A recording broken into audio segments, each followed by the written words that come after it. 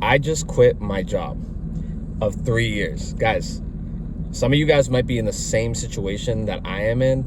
So listen up. This is how everything started, right? You get to a point where it just becomes too much. That's where I started feeling, right?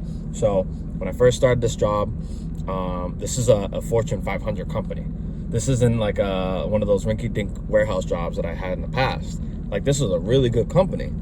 So anyone will be like, why are you leaving that job? Well, for starters, I went into it with it was my second option because I had a list of jobs at the time when I was job searching that I wanted to get. This one was like third on the list, but it was the only one that became available, and it was I was technically taking a pay cut, taking that job.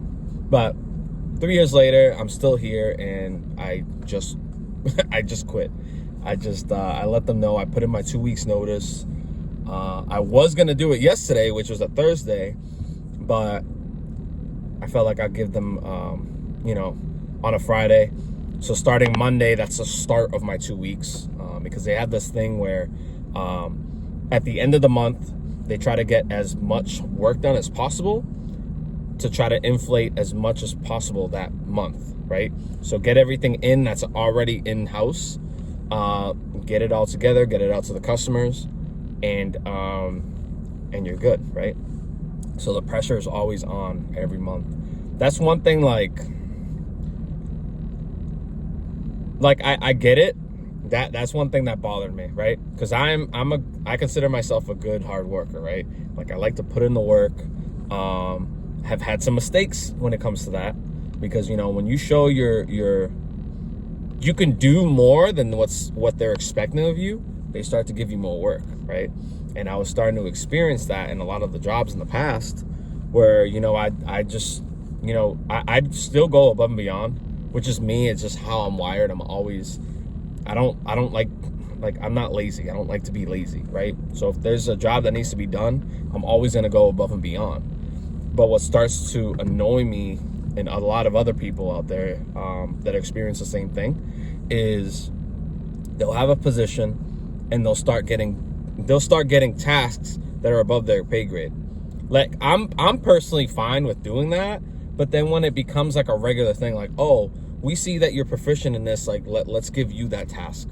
It's like, well, first of all, I don't have access to certain things because, again, this is a Fortune 500 company. Like, they have their stuff together, right? So their IT team actually blocks or gives access, right, to certain positions. Read, write access. This is something I'm learning in cybersecurity. So each employee has access or limited access to certain things, certain files, certain procedures. Well, for me, I know how something works, but that's not in my job title, so I can't access it. So if I were to go in, like, one of my coworkers on one of their platforms that they need to do their job, I personally wouldn't have access through my computer, right? And everything's tracked, so you carry your computer everywhere, right? So that when something's done, it's already linked to you. It's already they know who performed the work, who did what, and even I have a badge system. I'll show you real quick. I want to cover up the company because I don't want to give it away, but I mean, that might give it away. That has my name right there, bang.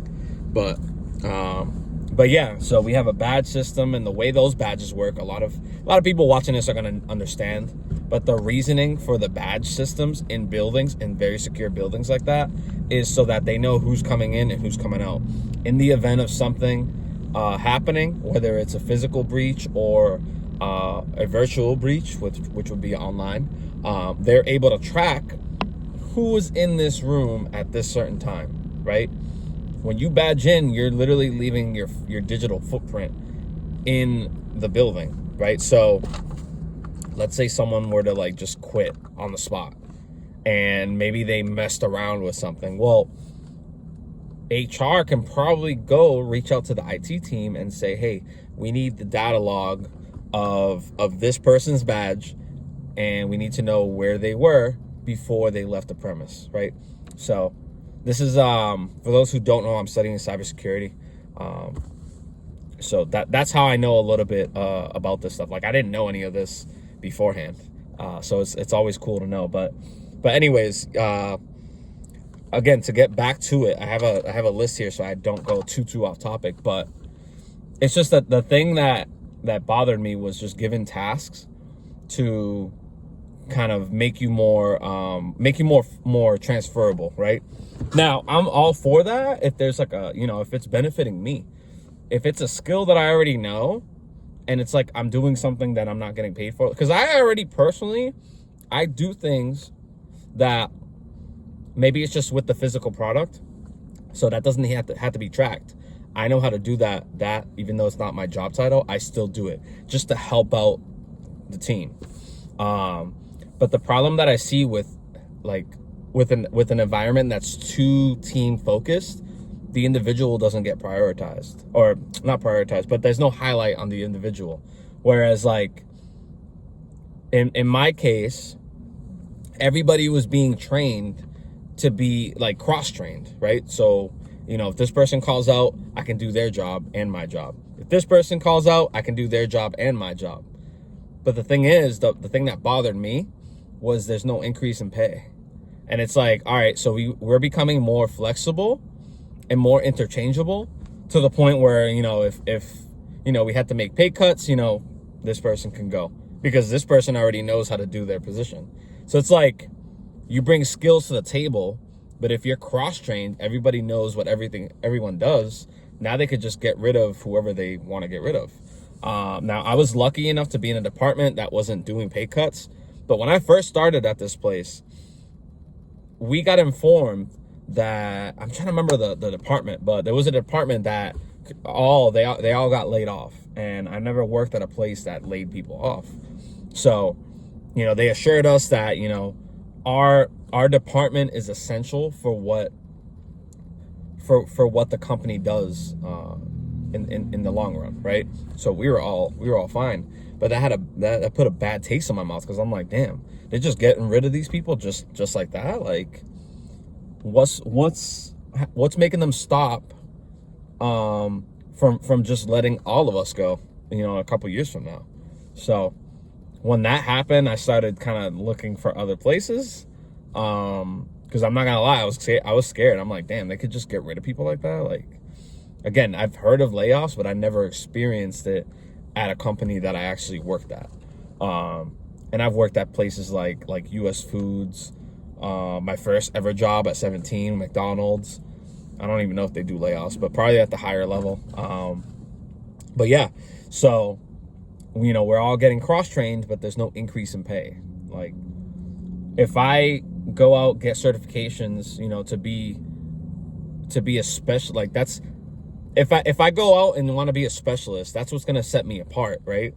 And that's what everyone should strive to do. Get certifications or just become a specialist at what you do. Because if not, you're replaceable. Now, every position is replaceable at some level, but some positions more than others. But if you're a specialist, like, I want to become so good at certain aspects of cybersecurity that I become a specialist, that it's just going to be difficult to replace that position. You know what I mean? So that's one thing that everyone should strive to do. Just be a specialist at your position.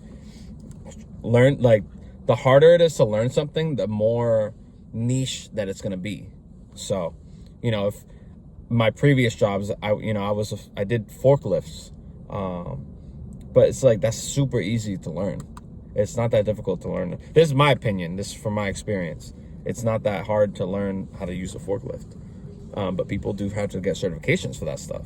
So that's what I'm talking about. And then I had some notes here talking about like exploitation, like with the cross training thing. I feel like they're more using like I said, they're trying to make people as versatile as possible, so that in the event they had to let someone go or someone called out, they can just fill that void in, right? But there's no benefit for the individual. Now, again, I kind of highlighted that already, so I just want to touch up on that again. Because in the end, the cross-training just benefits the company. And I understand that. And again, in my situation, I just went along with it. I don't like to bring any negativity, especially if it's like a team environment kind of thing. Like, I'm not gonna be that person that's gonna talk negative like in public. But at the same time, I gotta be like realistic. You know what I mean? I'm not one to spread gossip or anything. I keep all that stuff to myself, but I keep my eye open and try to see other opportunities that might be out there. But let me see. So I have here why specialists matters. I did already cover that. One, you're gonna get higher pay. Two, you're not gonna be as replaceable. Three, you're gonna do what actually interests you. So when you're a specialist, you just become that guy or that girl, whoever's watching this, in whatever situation it is. So if I'm going out to be a GRC analyst, governing risk and compliance, I believe that's what it stands for, in cybersecurity, I'll have a specialty of, it could be I'm still learning the what the jobs entail, but if you're a cybersecurity auditor, that's your specialty. Like, you're a specialist at auditing companies to make sure they're compliant with external auditing procedures, right? Because there are laws. I don't want to get too into cybersecurity, but there are laws that companies have to abide by. So if I'm a specialist to that, I'm very valuable in that realm. Let's see. Another thing, like when it comes to the cross-training thing, a lot of jobs out there, but nowadays people are saying like it's very hard to find a job. I'm about to find out if that's true. I'm not gonna lie, I'm about to find out if that's true. So like I said, I put in my 2 weeks after being here for 3 years, and the 2 weeks thing is a voluntary thing. You don't have to leave 2 weeks, but they were very the company was very flexible when it came to my situation. My grandmother passed away on Thanksgiving of last year, and they were very flexible and like saying like, hey, if there's anything you need, if you need to like just not come in one day, and I said I was fine, when she was still around, because we were visiting her every day and stuff like that. But when she passed, I ended up using my bereavement days, which I was like fine at first. I was trying to hold everything in, but it hit me afterward, like a week later. I'm like, damn, like I can't think clearly. Like, I'm just thinking about my grandmother and stuff. But anyways, not to make this all mushy and stuff, but the company was really good in that, supporting school. They even have this program where they'll do tuition reimbursement. So if you get certain grade and above, they would pay for your tuition. The only catch is you had to stay there for a year once you get the pay, right? So I was gonna do it, but I had to think to myself, like, am I gonna stay here another year just so I don't pay that off? Like, it wasn't worth it for me. If I was in a position where I could stay long term, where it's more like aligned with what I'm going to school for, I would have definitely stayed there longer. But like I said, the company is a really good company. They're very team focused. Like, everybody works together, and there's a lot of pros and cons, as I just covered. But ultimately, like, it's getting to that point where you can't just work a job anymore and be able to afford everything. And that's what I'm dealing with. Like, I had to take some time off last year around this time, because we're in January, but in I believe it was 2023, November, December, I had to go part-time, because I was initially going to leave then, but they talked me into becoming part-time, and I was able to do my gig work on the side, because honestly the gig work was paying more than what my job was paying, but the job was more steady. And that's the thing that holds a lot of people back, is like, the constant pay is kind of comforting in a way. Like you're good, you're comforted. But the thing is, like, I've already found this out. You don't want to stay too comfortable, because now you're missing out on opportunities that you could have taken advantage of if you had keeping your eyes open. Like when I was at the flooring distribution center, the warehouse job, you know, I started off pretty good for the other jobs in comparison at the time. I believe it was like 18 an hour, and that was really good compared to other jobs. Like, not a lot of jobs were paying that at the time. But, you know, the longer that I stayed there, there was people that were coming in doing the same thing that I was, and they're starting at the same rate as I am. But I had multiple raises to get to that point.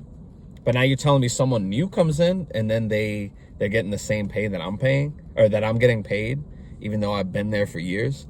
So when that started happening at that job, I started to notice, like, damn, maybe it's important to not, you know, it's like, I still believe in being loyal to a company, but if they're not loyal to you, then what's the point?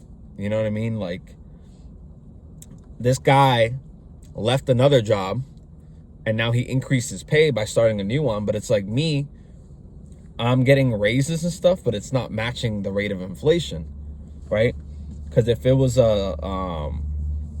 you know, if the dude came in and started at a certain rate and I was already above him, like, that'd be cool. But everyone was getting paid what I was getting paid.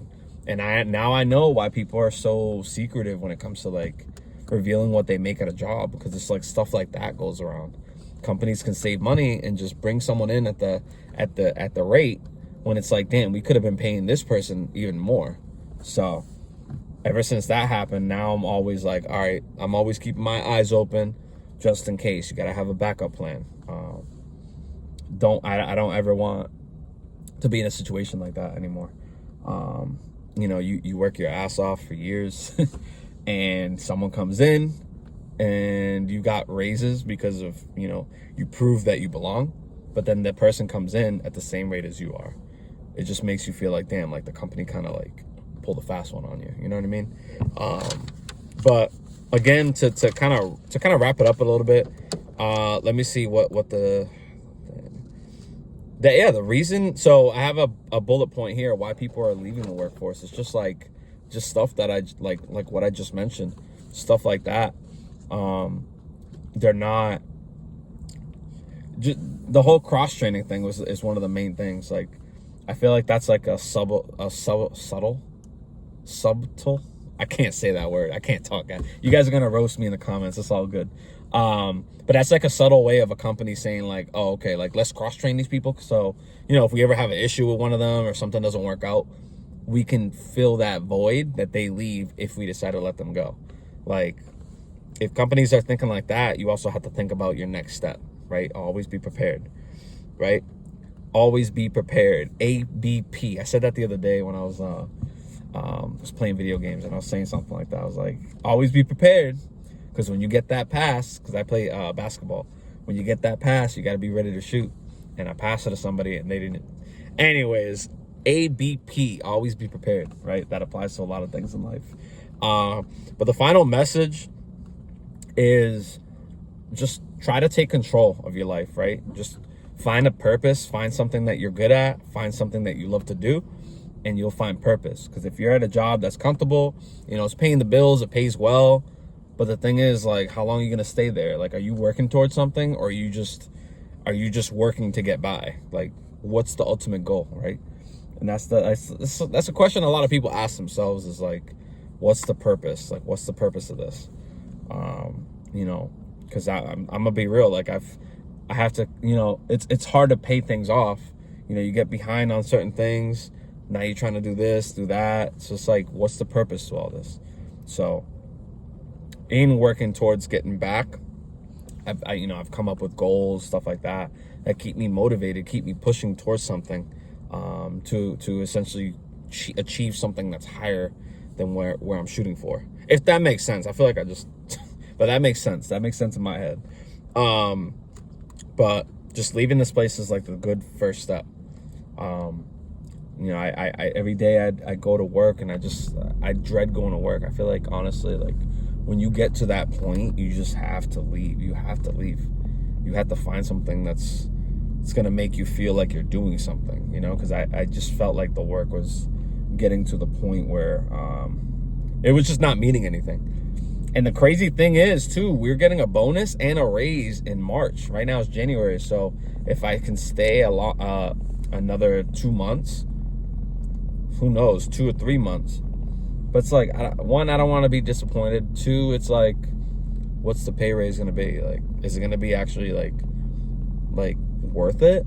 So I think it was best to just kind of try to find something else, you know. That's just where I'm at. But